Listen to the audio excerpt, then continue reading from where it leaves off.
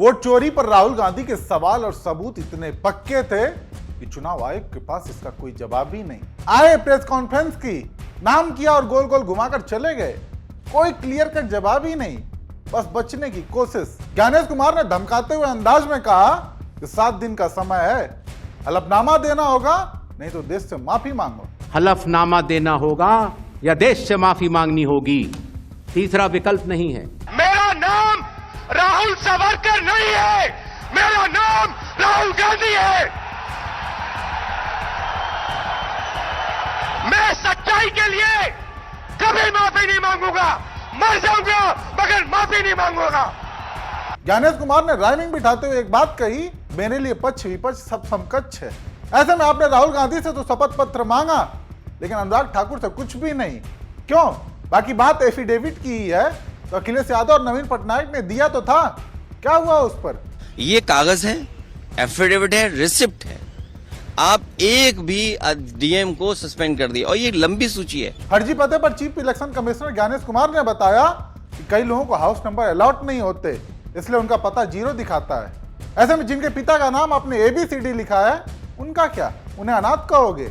जिनके पति का नाम आपने XYZ लिखा है, उस पर क्या सफाई दोगे? और हो सकता है कि हाउस नंबर अलॉट ना हुआ हो तो 0 दे दिया आपने, लेकिन एक छोटे से कमरे के एड्रेस पे 80 लोगों का वोटर ID कार्ड कैसे रजिस्टर है? भाजपा के प्रदेश संगठन मंत्री हैं भीखू भाई दलसानिया, जिन्होंने अमित शाह की करीबी भी हैं, गांधीनगर में वोट भी दिया था, वो बिहार के वोटर बने। वो भी गरीब हैं क्या, या उनके पास घर नहीं है? उनके नाम के आगे भी 00 था, पता नहीं लिखा हुआ है। ज्ञानेश जी ने कहा कि 4-5 वोटर ID कार्ड होने को हो सकता है, लेकिन वो वोटर केवल एक ही वोट डाल सकता है। ज्ञानेश जी किसको नादान समझ रहे हैं? कई चरण में लोकसभा का चुनाव हुआ था, डालने वालों ने दिल्ली में भी वोट डाला और यूपी में भी।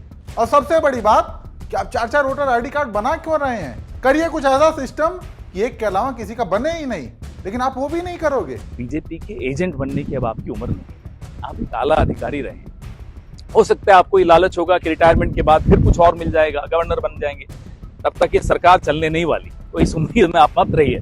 लेकिन एक और चीज समझ लीजिए कि आपके अंडर भी काफी लाखों कर्मचारी हैं, उनका भविष्य आप बर्बाद कर रहे हैं। इंक्वायरियां जब होंगी तो ये सब फंसेंगे, और जो भी नई सरकार आएगी, जो जल्दी आएगी, आप कितने ही चुनाव चोरी कर लीजिए, नई सरकार आएगी और जल्दी आएगी, फिर ये इन अधिकारियों का, इन कर्मचारियों का क्या होगा? राहुल गांधी ने चुनाव आयोग से डिजिटल डेटा और वीडियोग्राफी मांगी, तो ज्ञानेश कुमार बहु बेटी का हवाला दे रहे हैं। सोचिए अगर इस आदमी का CCTV सामने ना आया होता तो क्या कभी ये पकड़ा जाता?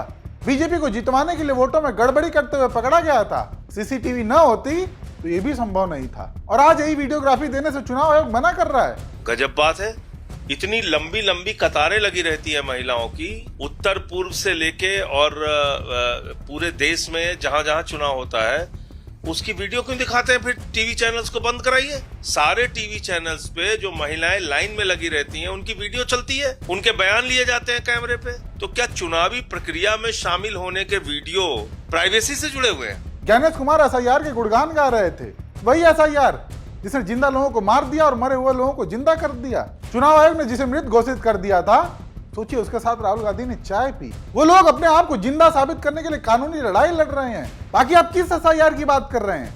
वही जिसमें बिना वोटर के घर घर जाए BLO खुद ही हस्ताक्षर और फॉर्म भरते पकड़ा गया था।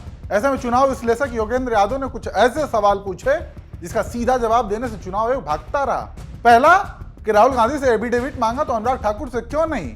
समाजवादी पार्टी ने जो एफिडेविट दिया था उसकी जांच क्यों नहीं हुई? वोटर लिस्ट डिफेक्टिव थी तो क्या पुराने चुनाव में घपला था? SIR से पहले पार्टियों से राय मशवरा क्यों नहीं हुआ?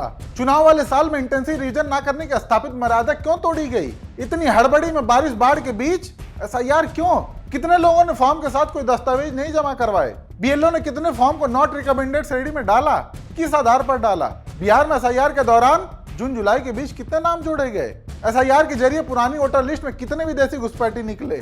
इन गंभीर और वाजिब सवालों का चुनाव आयोग के पास कोई जवाब नहीं था। मुझे लगता है कि बेहद बचकाना, बेवकूफाना और कड़ा शब्द है, फूहड़ किस्म का मूर्खतापूर्ण ज्ञानेश कुमार जी का ये प्रेस कॉन्फ्रेंस था।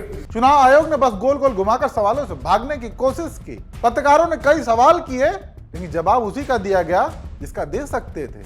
ऐसे में आप दर्शक चुनाव आयोग के इस रवैये पर क्या राय रखते हैं, कमेंट करके जरूर बताएं।